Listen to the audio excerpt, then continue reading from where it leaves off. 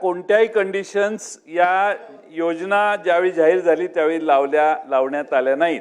आता तुम्ही लावायला लागल्या. तुमच्या वेबसाईटवर जर बघितलं तर मागच्या महिन्यामध्ये 1,06,00,000 महिला एवढाच आकडा दिसत होता. आपलं म्हणणं असं असेल की आता 1,70,00,000 झालेले आहेत किंवा 75,00,000 झाले आहेत. म्हणजे जसं ई-KYC होईल तसं तसं चाललंय. त्यामुळं अर्थ खात्याच्या ते किती तुमचा आढावा घेतात मला माहित नाही, पण अध्यक्ष महोदय, ई-KYC उशिरा करणं, चुकीच्या लोकांना लाभार्थी देणं आमचा लाडक्या बहिणीला पाठिंबाच आहे. आमचा एकनाथ शिंदे नाही पाठिंबा आहे. काय प्रॉब्लेम नाही ना?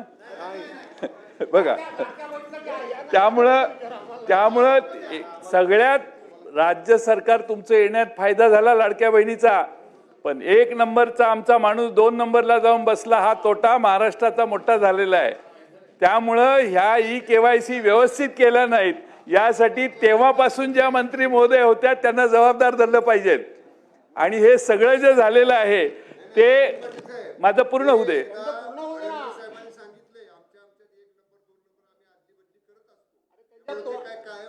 अध्यक्ष महोदय, एकनाथ शिंदे साहेब असल्याच लोकांनी तुमचं नुकसान केलेलं आहे. एकनाथ शिंदे साहेब असल्याच लोकांनी तुमचं नुकसान केलं. तुम्हाला ते सारखं समजावून सांगतायत, काय हरकत नाही.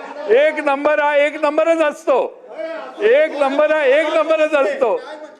2 नंबरला ठीक आहे. आमचं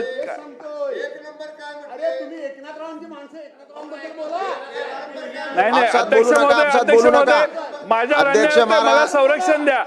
म्हणून माझा अध्यक्ष महोदय प्रश्नाला सन्माननीय मंत्री महोदयांनी उत्तर दिलं नाही की ज्यांनी चुकीची KYC भरली किंवा भरली नसेल त्यांच्यावर आपण गुन्हे दाखल करणार का.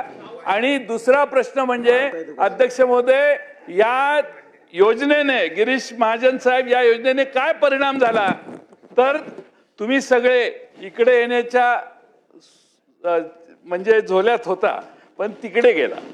त्याला जो प्रमुख ज्याने हे तुम्हाला योजना आणायचं काम केलं त्या माणसावर अन्याय होतोय असं आता अलीकडे आम्हाला वाटायला लागले. त्यामुळं आता ते देसाई शंभूराजे काय म्हणतायत की 1 नंबरचा 2 नंबर जाईल तर 2 नंबरचा 1 नंबरही जाऊ शकतो. ते आता 1 नंबर इथं नाहीये म्हणून असं तुम्ही म्हणताय. त्यामुळे 2 नंबरचा माणूस 1 नंबरला जाणार आहे या 5 वर्षात, एवढं तुम्ही जाहीर करा. आमचं काही म्हणणं नाही. अजून डबल 1500चा 2100. हा शेवटचा प्रश्न, 1500चा रक्कम 2100 कधी करणार हे आम्हाला जाहीर करा.